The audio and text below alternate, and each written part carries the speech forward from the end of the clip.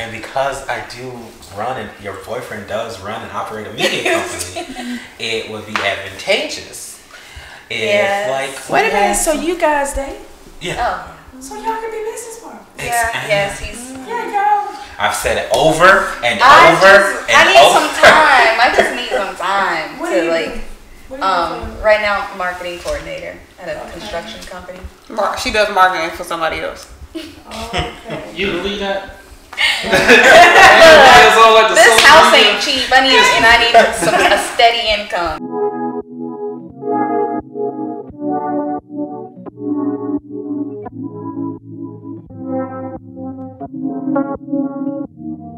I can't miss no Beverly, you can't hold me. Knew that it was my time and I ain't need a rollie. P139, that's the word. This provision is precision, you ain't gotta see the worth. Every situation different. Trust if you feeling out of luck or if you stuck, homie, you just can't miss this.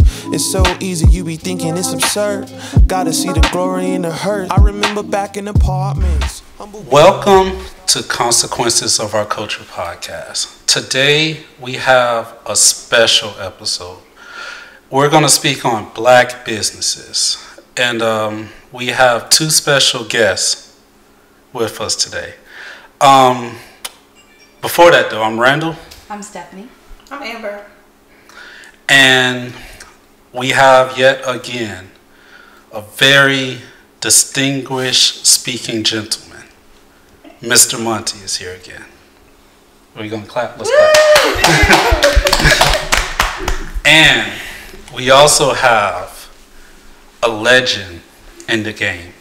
I'm talking like South Lawrence finest.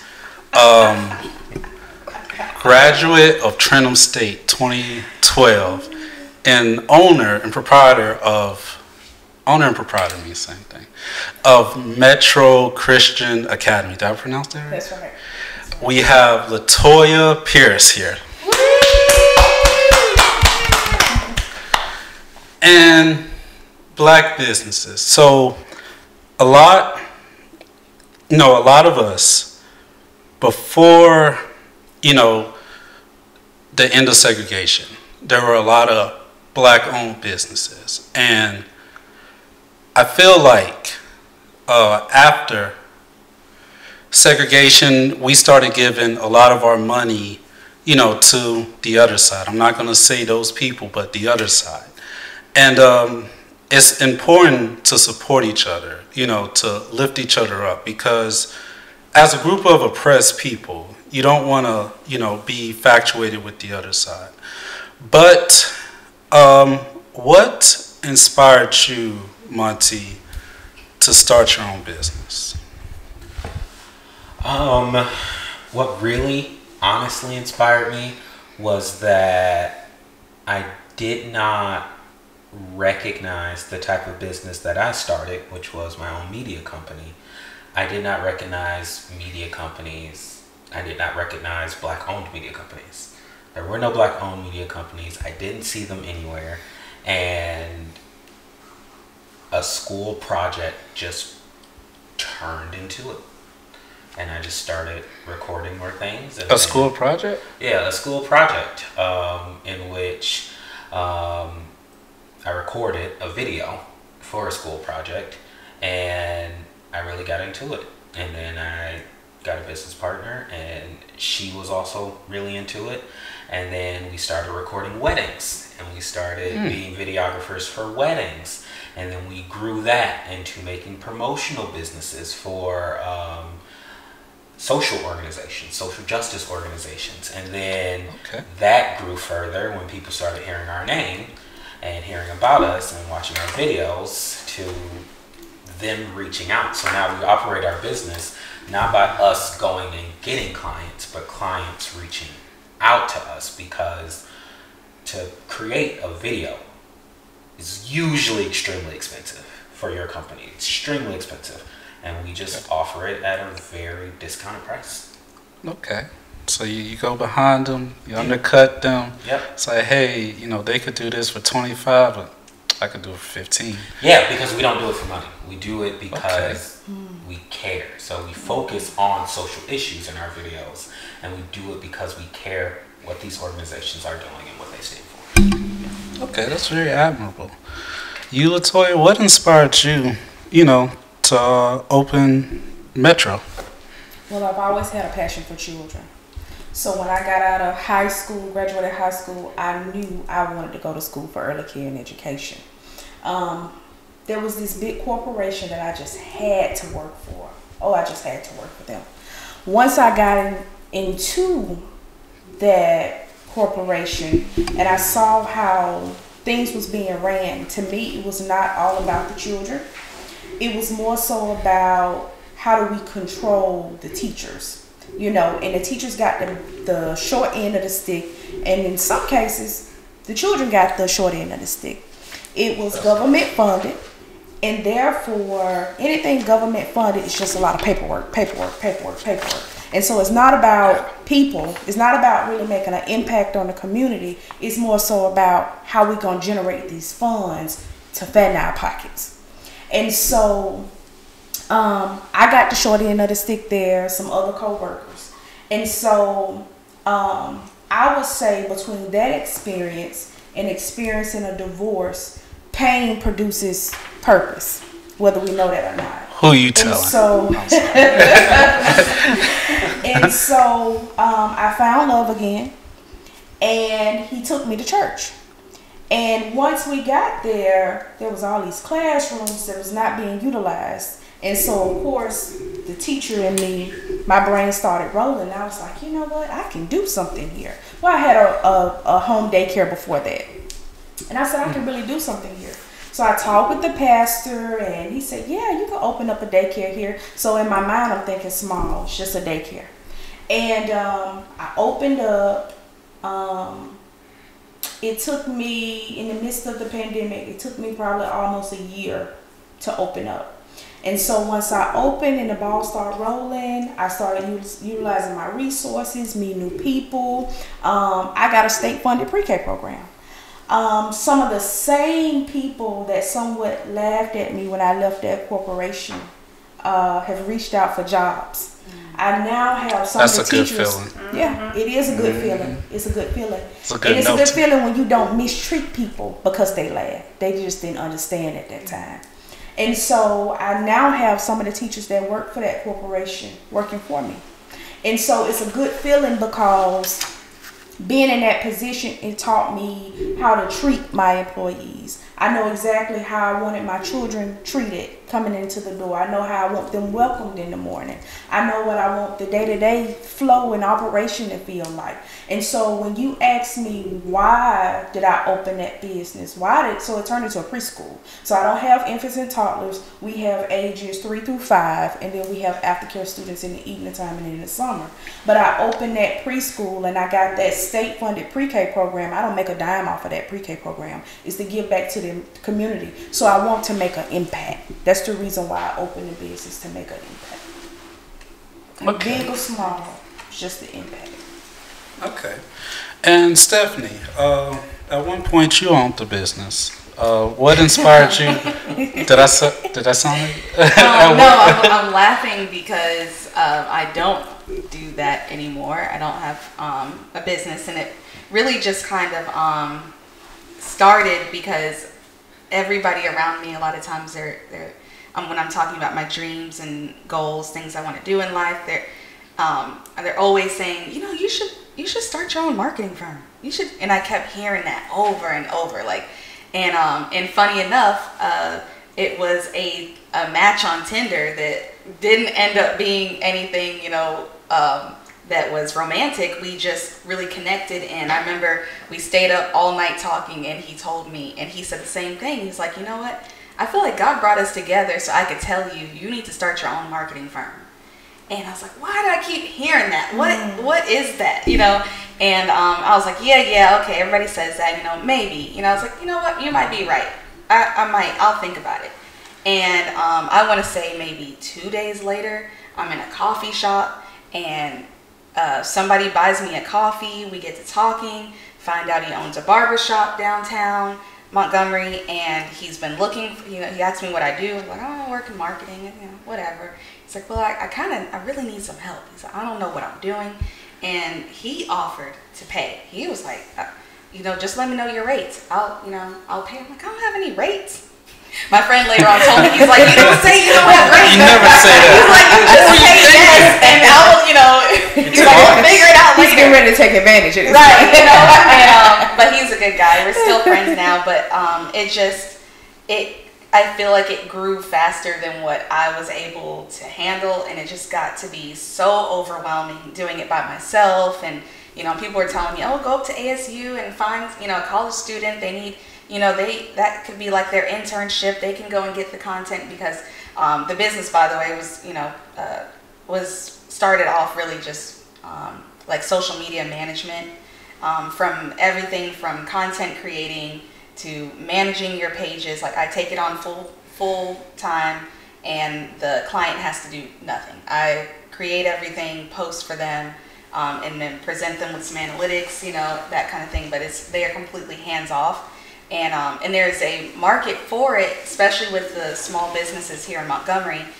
They just don't have time. They're busy running their businesses, mm-hmm. and do not have time to run a social media page as well. So it was like I was getting clients left and right. It was doing well, but I just could not handle it, and I let it go. And who knows, you know, it might come back around one day, but because I'm still being told by many people that I should start a marketing firm. So we'll see. But yeah, I commend y'all for like having that dream and sticking to it and making it a reality, and you know, and sticking to it, because it is not easy, especially if you're working a 9 to 5 on top of that. It just got overwhelming for me. But yeah, I commend you guys also, because, you know, I've always, you know, thought of owning a business. I always dreamt of owning a business. I wanted to own a business more than I want to go like college or anything like that. Like, I was never like motivated enough to go to college, but owning a business, being an owner of something, you know, not just a consumer, was something that, like, you know, always inspired me. But, you know, I really didn't have the drive, but, you know, that's something I'm changing now. So what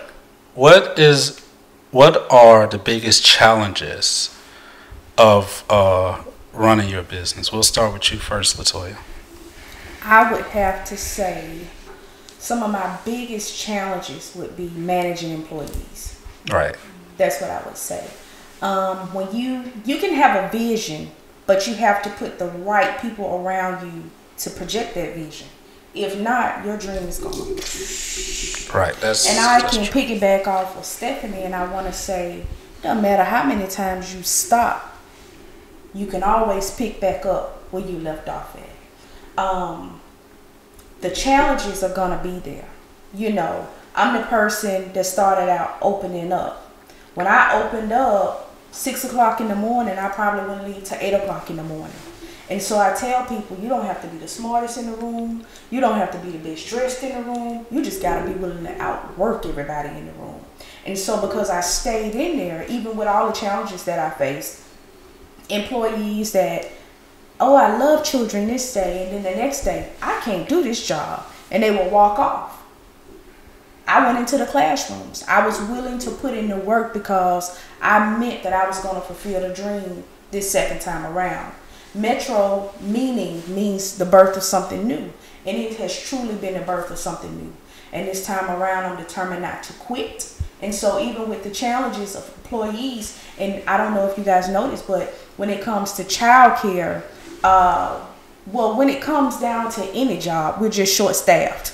So everybody's short-staffed, but being short-staffed in childcare, when you have DHR on your back and you have a pre-K program, like, you have to be that person that goes in and feels. So just like Stephanie was saying, when you have to manage employees, run a social media page, you know, the children have to eat, you have different people, different entities that you have to answer to, it can be a lot. It can be, business is just overwhelming within itself. And so people see the glitz and the glamour, and they assume, oh, you got a lot of money because you work for yourself. Mm-hmm. No, baby, I'm exhausted and I'm broke, because just as much as I make, I spend back out to make sure the business can operate and stay afloat. So I would say that is my biggest challenge: managing employees. Okay, you want to? I would say the same thing. Managing employees is extremely difficult. When it comes to my business, my media company, we did not have full-time employees. We did not have part-time employees. Everyone that worked for us were 1099 contractors. And so managing that, as well as we had a ton of interns, paid internships, because we aren't stingy. We had a ton of interns, and on a regular basis, managing those employees is tricky. It is difficult. I would also say one of the other biggest things, the biggest problems I ran into was before anyone goes out and tries to start a business, understand what that means. Understands that you need 4 separate bank accounts for expenses, and then for savings, and then for taxes. Please understand you have to pay taxes, because the government will get on you, especially if you have employees, because the IRS hit us with like a $30,000 tax bill because we didn't have workers' compensation.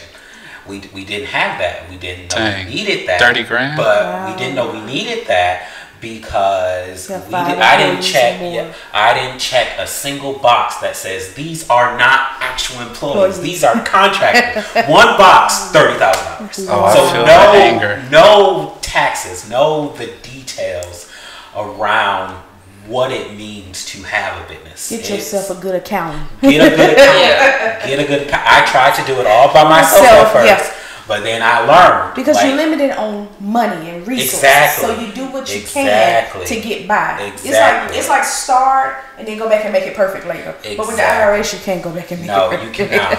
I learned that 3 years into the business, and then we finally got an accountant, and she has just saved my life so many times. That's crazy. $30,000? I prefer to be like robbed in my face. They want their money immediately. Yo, that's wild. And the biggest challenge for you, Steph, was it like growing? How fast it was growing? Yeah, I think the biggest challenge was doing it by myself. I had my partner for a hot second, and eventually that fell off. And so having to get go and actually take pictures, create the content, and then think of creative ways to put out the content, what time to post the content, all of that. And just you can't be in a million places at once. I think I got up to 3 or 4 clients, and I just trying to work all day and then come home after work and go take pictures, after work, or, go get content on the weekends. It was like I was just working all day, every day. And it just, for me it was, I think I didn't really take it seriously. I kept thinking that this was I'm just kind of having fun, this isn't, people were like kind of treating me like it was a business. But I wasn't really seeing it that way, so I was just kind of like, I can just do this. I can just go do that. And I can help you. I told my homeboy about this, and now he wants you to help him out with his social media, or she needs help with this, And I'm like, I can do it all. I can do it. And and then realizing it was growing faster than what I was even realizing was happening. So for me, biggest challenge, I just needed help. Yeah. Probably should have said no a couple times to clients that no, I can't take on another client. But hopefully you get back to it, because when you were doing that, I was like, dang, she's actually, you were doing really good. Yeah. And I feel like God, puts you in certain positions and stuff like that. And he probably showed you a lesson. Yeah. So, but I do feel like that's your calling, or one of them. I guess the moral is learn the art of saying no. Yeah. It's literally a book. That's a great art too. Yeah. And eventually I did. I said no to all of them and shut it down. That's right. but we'll see. I might, start it back up. Okay. We're going to take a short break. You know, we'll reconvene shortly. All right.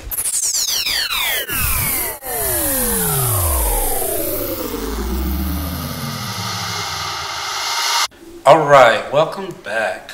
We're back on the topic of business. And I believe, Amber, during the break, you said you had a question?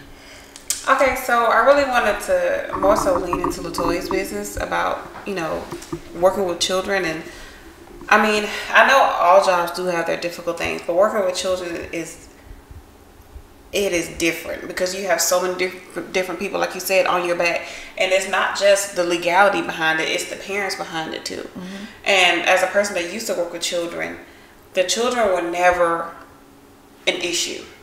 It was always everything else that put blinders on to taking good care of the children because I had to worry about so many other things. Mm-hmm.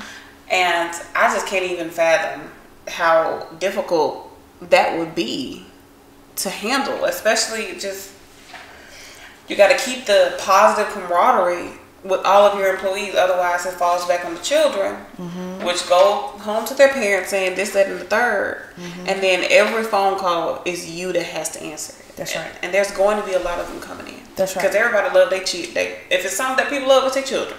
That's right. Yeah. So I guess expand on how you keep a positive employee morale with the teachers in reference to the children. That's a really good question. First and foremost, I try to implement I don't have a whole lot of guidelines. However, I try to make sure we operate like a well-oiled machine. And so they know my expectations up front, okay? And so by them knowing what my expectations are, we are small knitted, more like a family. It's not a super huge center. So we have almost 5 classrooms operating. They know when I mean leave personal at the door, I mean leave it at the door. We are here for the children. We are not to figure out what you did over the weekend, all that stuff. We leave it at the door, okay? We are here to build relationships with the families, and we don't know what the children, what they leave from versus we know what they're walking into. We don't know what they've left from. Mm-hmm. And so if everybody just do their job and let me handle the hard stuff, if they handle the children, I can handle everything on the back end. And so we implemented stuff like a school software where we keep the parents updated on anything. If they stump their toe outside, the parents are. So we overly communicate to the parents. Mm-hmm. That way we don't have so many questions or so many phone calls. You do orientation at the beginning of the year. So now the parents know what to expect. You want to do things like teacher conferences. I make sure they get breaks, and so they don't work year round like most daycare centers. Mm-hmm. And so building morale, that means I can't be messy either. You see what I'm saying? Yeah. We have some supervisors that are messy, or they cause that tension somewhat between their staff. I don't have a favorite. I just have my expectations, and I expect everybody as a whole to meet them. We are a family. I don't care how you feel about Betty after hours, but while we at Metro Christian Academy, we're here to handle business. And so because if the head is not right, the tail can't be right.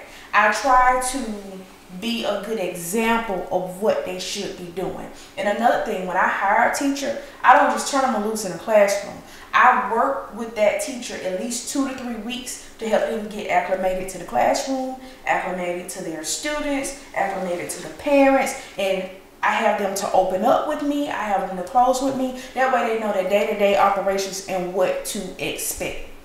You know, and so it's really not that hard, but when I talked about that corporation I work for, the tail is only going to be as good as the head. So if you don't have like different softwares and different ways that you are communicating, and people are walking in to enrolling their children in your program, and you're not worth your salt, you have a lot of you create a lot of space for opportunities for people to complain, then they will complain. If you create a lot of space for employees or teachers to bicker with one another, they will bicker. But if you have to be a step ahead. That's the best way I can answer that. Being a step ahead. Okay, that was so good. I needed that. I mean, because I previously worked with children. That's right. And I left, not because of the children, but because of how it was ran. Mm-hmm. I couldn't do things that benefited the children equally like it would the parents. That's right. So there were things that I wasn't even allowed to disclose to the parents. That's right. And I hated that to my core. The lesson plans were super long. Yes. All the assessments that you had to do. Mm-hmm. But when stuff is state funded, government funded, sometimes it's just paperwork. Remember when I talked about those funds? They are only concerned with the funds, where the funds coming from, not really the impact that we're having on the children, the parents, the community. And so that's the best way I can put it. If the tail can only be as good as the head. And I make sure my employees know that they are priority, and I see what you do, because working with children is not easy. Yeah. It's not easy. You think you're just going in the classroom to teach, but children are just like us. They have emotional breakdowns. They wake up, and today is just not the day. And I'm going to give somebody trouble. How do you redirect them? How do you calm them down? How do you create an atmosphere that's conducive to learning? And so all of that is a factor when it comes down to how a child care center is operated. But that organization that I think we both are speaking of, when you can get so big that your impact is not as great as you would like it to be. That's why I like running a small child care center, because I know all my children by name. I know all my parents by name. I know who my teachers are. I know when they're having a good day and when they're not having a good day. And with people, you have to allow them to see that I see you. You are important. Not just the children, not just the parents, not just I need my paperwork done and I need it done at XYZ time. You have to sympathize that they are humans as well. They go through things as well. And so I just think, like, from the head, if the head is right and the head's heart is in the right place, everything else that trickle down, they're going to be able to see, now that's our leader. And I know, like my teachers, they take on my mentality most of the time. Miss Pierce wouldn't want that. Let's not do that, y'all. And so that's just staying a step ahead from day one when they walk in. But if you leave space, you're going to have trouble. That's true. Every time. I mean, every business needs to have integrity to stay afloat. That's right. In general. That's because, like I was saying to you earlier, people don't quit jobs, they quit people. Mm-hmm. That's a good so statement. you need to have a positive work environment, because if it gets a little negative, no one's going to do their job well. And then that's how you lose employees. And losing employees is literally losing money. Yes. Because retraining a new person is going to cost you more money. It's going to cost you more confusion. And then it's just going to be a lot of backlash that falls into it. So, I mean, positive work environment. Yes, that positive climate. I will say my job that I have now is probably the most healthy work environment I've had. Wow. And people that know me, I will quit in a fucking second. I don't like that shit. I'm out of here. I'm giving you a notice. Before you can finish saying her name. If you ain't here, I'm emailing you my notice. Because I'm finna go. I don't really just jump up and quit or nothing like that. But a bitch will fucking leave. Because if my integrity is challenged, and if you put, like, if I notice things are kind of going wrong, okay, my integrity is not finna change. And what I'm gonna do, I ain't never had a problem calling my boss out when they did something wrong. That is not something to keep me hired and employed, but however, that is something that I do. Because I'm thinking about me and who I am and what I want to emanate to people that come into this establishment. Because my name is my name no matter where I work at. That's right. And so I'm happy to be in the environment that I am in now that has integrity. That's right. With hospitality first, of course. And I think the newer generation, which the one thing that I ain't saying they bad or nothing, but the one thing I am happy about is that they talk more about a positive work environment. And as much as people say they want to run their business, you can be fucking up all kind of shit, but if you nice and you treat your employees good, they're going to work hard for you, and then that is how your business is going to grow. So I think everyone needs to understand that as much as there are people that do grimy things, I think as a human race, we all genuinely want to do the right thing. We do step in with the intention to do the right thing. So as long as we lead in that way, then the employees will happily follow in that way. That's right. So, but I think that's the first thing in business. You said something really important. You said that you've never had a problem calling out the boss on something they've done wrong. And as a supervisor, as a boss, and I don't carry myself like a boss. I'm just me. I don't have to throw weight around to get you to do what I need you to do. We all have a job to do, and let's just do it. So I don't walk around with that hat on my head all day. If you're good enough to clean and mop the bathroom, I can clean and mop the bathroom. I'm not new to the classroom. I'm true to the classroom. So people have quit. If you quit, I can go in the classroom and do, if not as good, better, you know? And so I never get comfortable with, I can sit in a chair all day. And I'm never too big to admit if I did something wrong. And I try to watch my words and how I say things to people. I buy breakfast. I buy lunch. I am going to implement Teacher of the Month. People need to know that you see them, you recognize them in the job that I do every day. You see what I'm saying? They may not see the paperwork and all the things that I have to do on the back end, but they're in the forefront most of the times. They do the footwork. And so they are very important. So if I have an open door policy, if you need to call me out on something, and we don't call it calling out because you respect me the same way I respect you. But I'm not so big where you can't say, Ms. Pierce, I don't think that was right.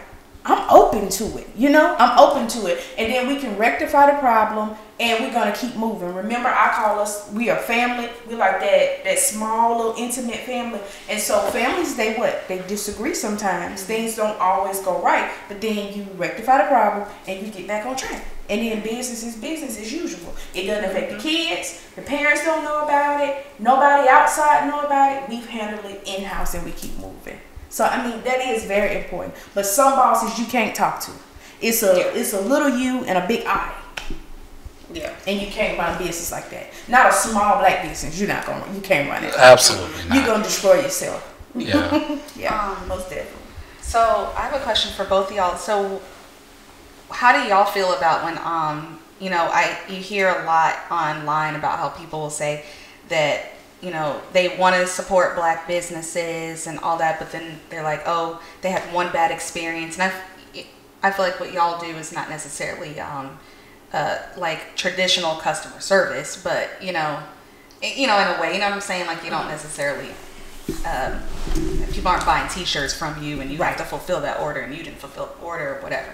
But a lot of times they're like, well, that's why I don't support black business because they don't have their stuff together. I ordered this thing, I didn't get it, or it took forever. And like, what would y'all say to people like that who say that they like because they've had one or a couple of bad experiences that they just write off black business? Well, statistically speaking, it takes 10 good experiences to resolve one bad experience. It takes 10 good ones. I mean, I don't know who made the algorithm, but that's what it says. And so, honestly, you, in most cases for your business, you kind of got to put your tail between your legs and you have to accommodate. Mm-hmm. Like if a restaurant to give you the wrong food, they need to pay for it, and they need to make your visit good the next time. You go to a hotel, they need to discount it next time that you come. They need to have that customer service. Quick story. I had a customer. I guess I didn't notice. I think I was busy, but they were very upset that I didn't say hello to them.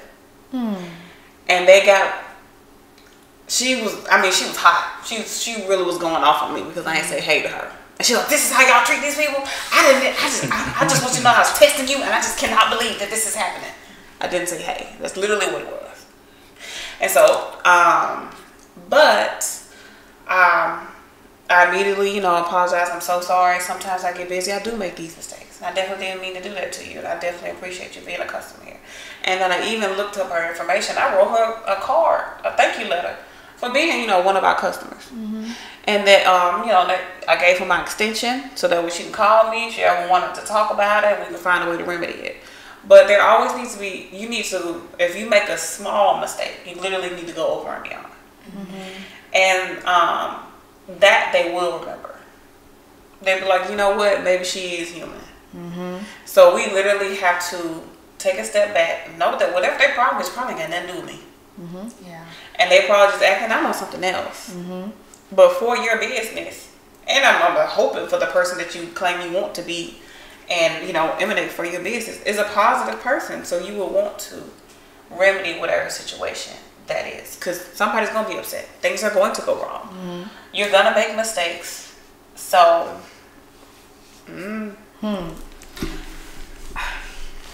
I have to agree to disagree. The reason I say that is because you can do everything right. You can dot all your I's and cross all your T's, and somebody is still going to be upset. In a way, childcare is customer service because I render a service and I sit down and I let you know my expectations. I don't bring anybody in without them doing a tour.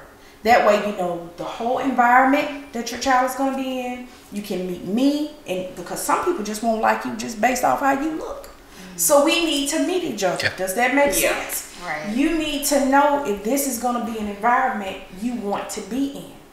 And it's good sometimes. It's a difference being in a restaurant, because if I step on your toes wrong and I'm your waitress, we can fix that. If you're going to a hotel, and the room is not right and we both can see that it's dirty, accommodate the people.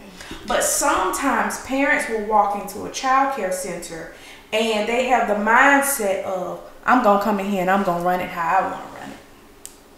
Or I know that your rules say children don't enter to 7, but I'm going to try to bring them in at 6:45 just to push the envelope. In some cases, you have to stand your ground in business and just tell people, no, that's not what we talked about. We've signed a contract, XYZ, and stand your ground. If not, now you might as well be a doormat, because people going to start running over you. And so now you have that one parent that's opened the door where I can come in at 6:45 because my job said that I had to be there at 7 o'clock. And so now I want to drop my child off because my circumstances have changed. But what happens if another parent see you drop off at 6:30? Now I have to let everybody drop off at 6:30, So in some ways with my business, I really can't bend rules. Now, in some circumstances, if I know you're not taking advantage of me, I may not charge you a late fee. If you're late picking up, if it's reasonable, you're never really late, you're not taking advantage, but the traffic was bad, you're 10 or 15 minutes late. Oh, mama, I'm closing today. It's no problem. You're not holding up the staff. I don't have anything to do anyway. I won't charge you the $10 or $15. That's another way that I build relationships with people to say, hey, she's just not after $1, but she cares about me and my child, So you build relationships, but with everybody, you treat them the same. However, you're going to have that one person, even in restaurants like you talked about. She was testing you, but why? Why are you walking in a restaurant just to test someone? You're coming here to eat, I might have noticed you didn't speak, but I'm not doing it to test you. It went at restaurants. Why are you testing me?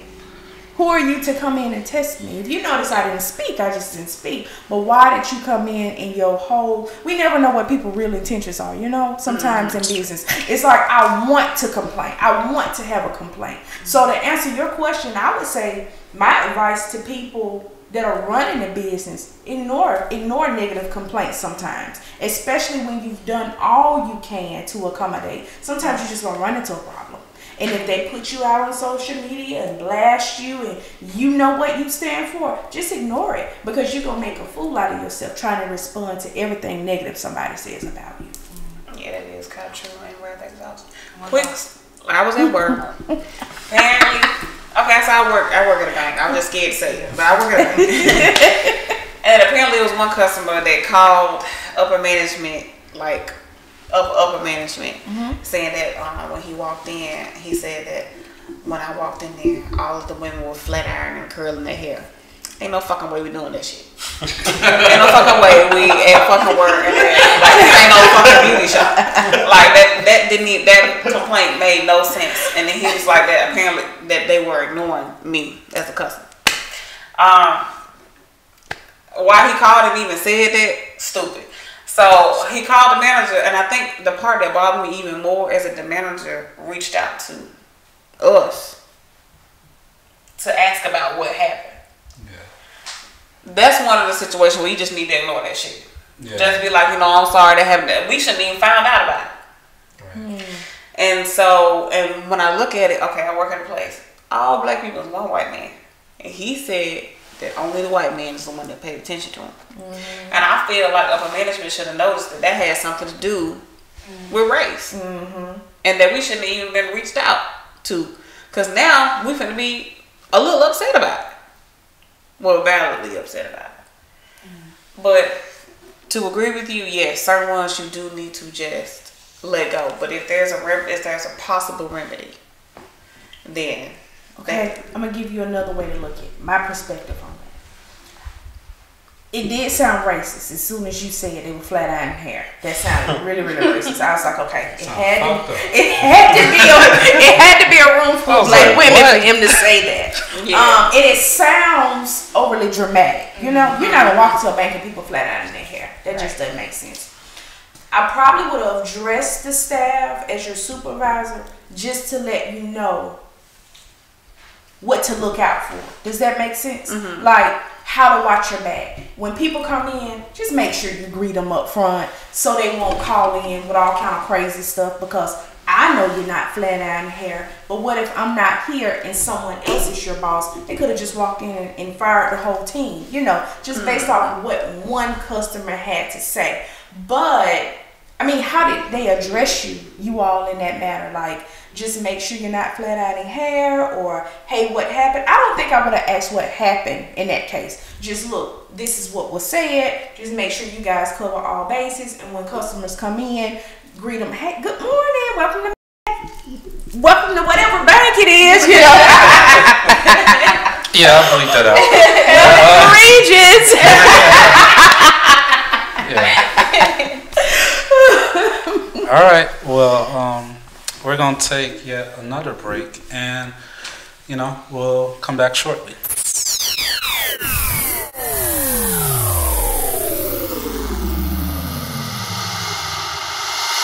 All right, welcome back. And we're talking about businesses, and we've shared a lot of insightful information up until this point. So Stephanie, if you had an individual who wanted to know, anyone, like let's say someone's watching this right now and they want to know, what steps do I take to start a business, what would you tell them? I don't know if I can tell somebody the steps to start a business. I don't really feel like that's what I did. It was a short-lived thing. I mean, it made money, right? It did. Okay. But I would just say to kind of like just find your why. Like, I feel like y'all have your whys, like your reason, like what grounds you and what brings you back every day.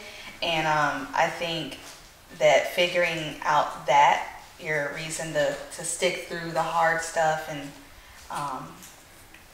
not give up, I think is super important because it's very hard. So, yeah. Okay. You, Monte? On the lines with what Stephanie was saying, I would tell a person who's just looking to start a business, don't do it until you have researched, until you have decided you want to do it, because the statistics of how many failed businesses there are, because people just half-ass it. They just think, well, my friend is doing it, so I can do it. And then 2 months later, it's over, and they've already wasted all of this money.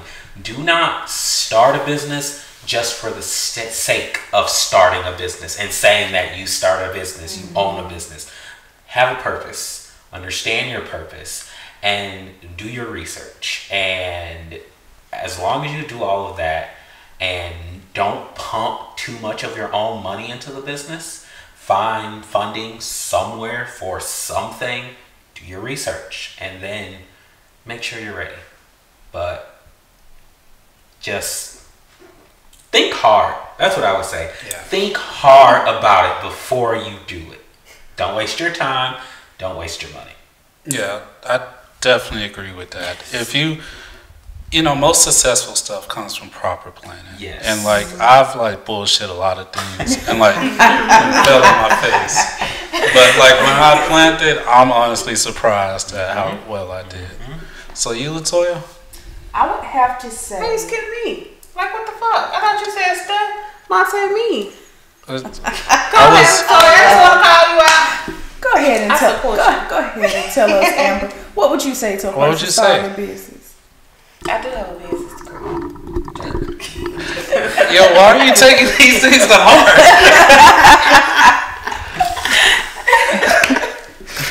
Okay, but what I would say is, just to extend on what Monte said, do your research. Understand what type of business you want to have and how you're going to write it off. Are you going to have LLC, a sole proprietorship, partnership, C Corp, S Corp? Get your DUNS and EIN numbers. Know those things. Understand how you're going to get taxed. Know that if you have a business and if you don't do the DUNS EIN number and open a bank account with your social, they can take every dime that you get if you do something wrong. Your personal money. Understand these things and know your assets. How you can write them off. How many of them you can write off multiple times.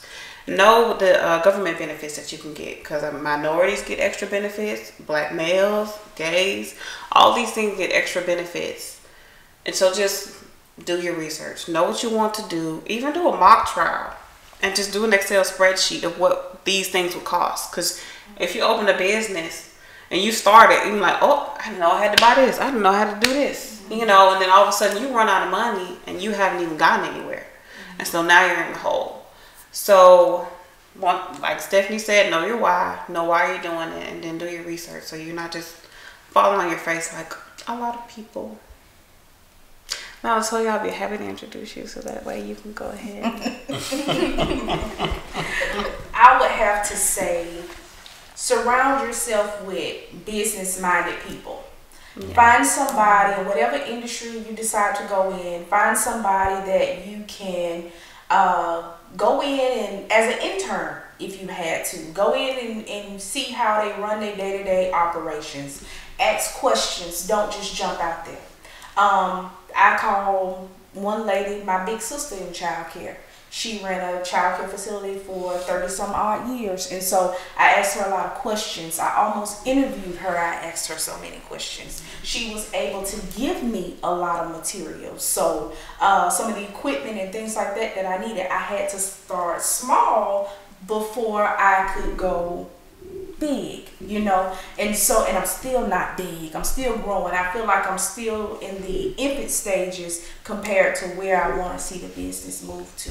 And so I can truly say, surrounding yourself around people that are business minded, someone that has a business degree and that can tell you, hey, you're gonna need an EIN. You need to know how you want to run it, S Corp, LLC, some of the pros and cons of having an LLC or a sole proprietor, that sort of thing. And so being around the right people will really steer you in the right place. But I would say sometimes you can plan things and it still go wrong.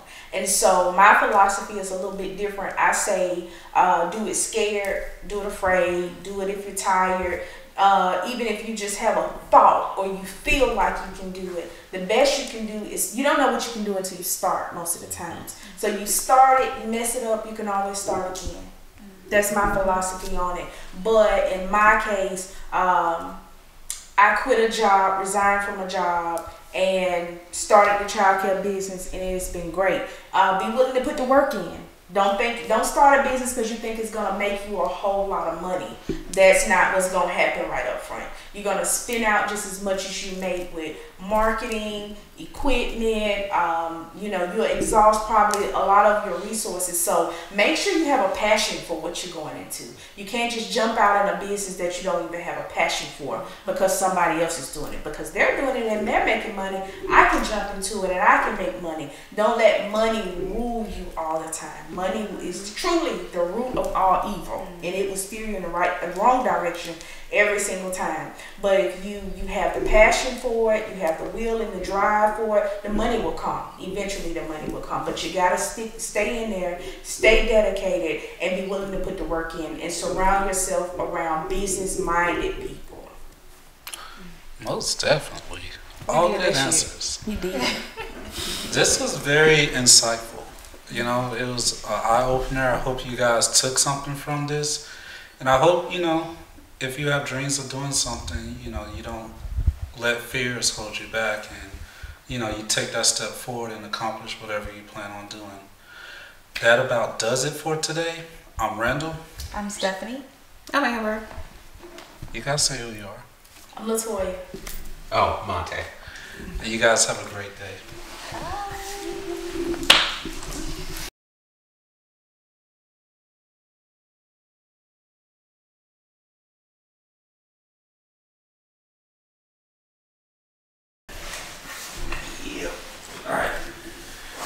Well, I can't tell I'm so mad when I see that motherfucking email.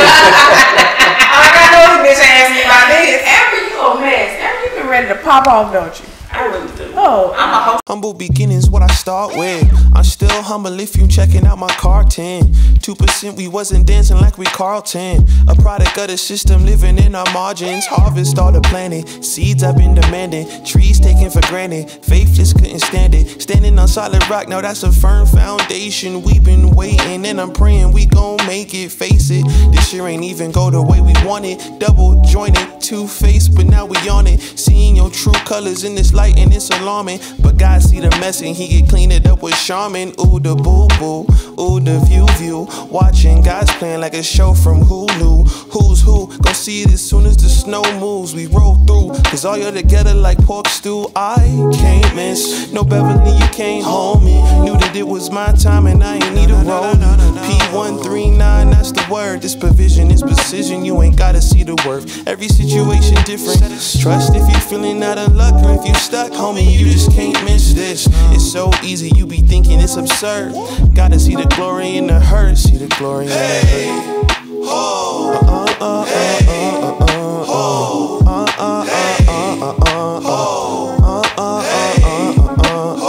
See the glory in the hurt.